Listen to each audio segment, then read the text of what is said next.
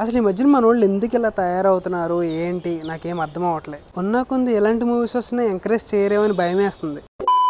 Hi hello people, welcome to our channel movie mad max. Welcome to the review of 8 వసంతాలు. అసలు ఈ మూవీకి review పెడదామా వద్దా అని ఆలోచించుకుని పెట్టాల్సి వస్తుంది ఇది. ఎందుకంటే మూవీ రిలీజ్ అయిపోయి చాలా రోజులు అయిపోయింది. థియేట్రికల్గా ప్రజెంట్ ఓటీటీకి వచ్చింది. ఓటీటీకి వచ్చి కూడా 5 days అయిపోయింది. ఇప్పుడు ఈ వీడియో ఎందుకు అని అనుకోవచ్చు మీరు, కానీ ఈ వీడియో పెట్టడానికి ఒక రీజన్ ఉంది, వ్యాలిడ్ రీజన్ ఉంది. అసలు ఈ మధ్యన మన వాళ్ళు ఎందుకు ఇలా తయారవుతున్నారు ఏంటి నాకేం అర్థం అవ్వట్లేదు. ఉన్న కొంది ఎలాంటి మూవీస్ వస్తున్నాయి ఎంకరేజ్ చేయరేమని భయమేస్తుంది. ఎందుకు అని అంటే మేము డీటెయిల్గా చెప్తా. 8 వసంతాలు ప్రజెంట్ ఓటీటీలో రిలీజ్ అయింది. మన అందరికీ తెలిసి నెట్ఫ్లిక్స్లో స్ట్రీమ్ అవుతుంది ఆ మూవీ. అండ్ ఆ మూవీ ట్రైలర్ టీజర్ చూసాక ఈ మూవీని థియేటర్లో చూసామంటే ఖచ్చితంగా నెగిటివ్ ఫీలింగ్ వస్తుందని నేను ఆగిపోయా. అండ్ ఇక ఓటీటీకి వచ్చాక చూశాను, నాకు నచ్చింది. ఎందుకంటే ట్రైలరు టీజర్ చూసాక ఇది ఏ టైప్ ఆఫ్ జానర్, ఇది ఏ టైప్ ఆఫ్ ఆడియన్స్కి సెట్ అవుద్ది, అసలు వీళ్ళ టార్గెట్ ఆడియన్స్ ఎవరు అని అనుకుని నేను ఈ మూవీ స్టార్ట్ చేశాను. ఆ పర్స్పెక్టివ్లోనే స్టార్ట్ చేశాను. సో నాకు మూవీ నచ్చింది, ఎందుకంటే నేను ఆ జానర్లోకి షిఫ్ట్ అయ్యి ఆ జానర్లో చూశాను. అంతేకాని నేను ఒక మాస్ కమర్షియల్ జానరు, లేదంటే ఒక థ్రిల్లర్ జానరు, లేదంటే ఒక స్పై జానర్ ఆలోచించి చూస్తే ఈ మూవీ నాకు ఎక్కదు. ఎందుకంటే వీళ్ళు తీసింది ఒక సర్టెన్ ఆడియన్స్ కోసం.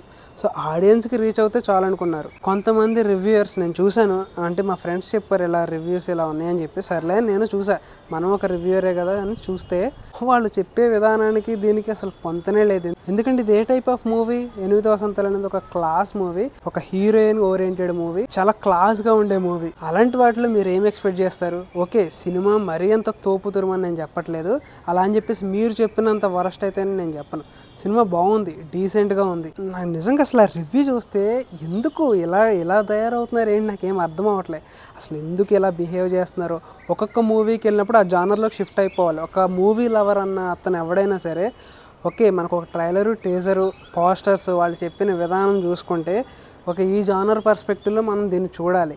ఆ జానర్లోనే అది బాగుందా బాగాలేదా, అసలు ఏ రేంజ్కి వెళ్ళింది, ఎంత డౌన్లో ఉందన్నదని కంపేర్ చేసుకుని మెజర్ చేసుకోవాలి. అంతేగాని ఒక మాస్ కమర్షియల్ జానర్లోకి నువ్వు ఉండి ఆ పర్స్పెక్టివ్లో వెళ్ళి చూస్తే నాకు ఏం అర్థమవుద్ది మూవీ. నాకు నిజంగా బాధేసింది. వాళ్ళు ఏ పర్స్పెక్టివ్లో చూస్తున్నారో ఏంటో నాకేం అర్థం అవ్వలేదు. నాకైతే మూవీ బాగుంది, డీసెంట్ వన్ అనిపించింది.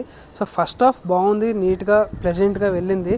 సెకండ్ హాఫ్ ఆ ఫ్లోని కంటిన్యూ చేయలేకపోయింది, ఏదో అటు ఇటు వెళ్ళిపోయింది స్టోరీ. ఫస్ట్ హాఫ్లో వచ్చే ఫస్ట్ లవ్ స్టోరీ అనేది కొంచెం డీసెంట్గా బాగుంది అనిపించింది.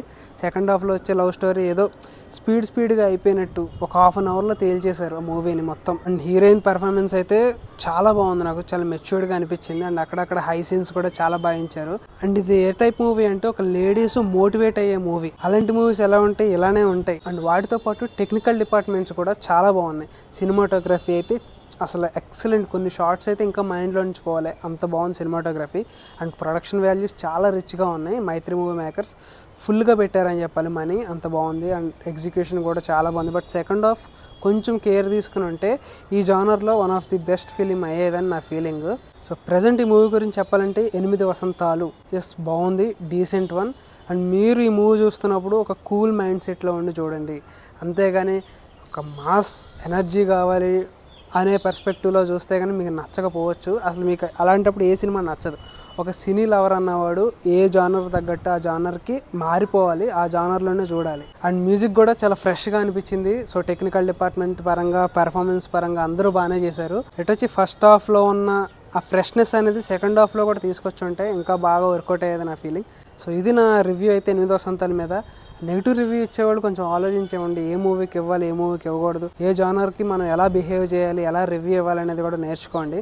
సో నేను మీకు సజెషన్ ఇచ్చే అంత వాడిని కాదు, బట్ నాకు అనిపించింది చెప్పాను. సో మన ఆడియన్స్ మీకు కూడా మూవీ చూస్తుంటే ఎలా అనిపించింది కింద కామెంట్ సెక్షన్లో కామెంట్ చేయండి. నెక్స్ట్ వీడియోతో మళ్ళీ కలుద్దాం. Until then bye.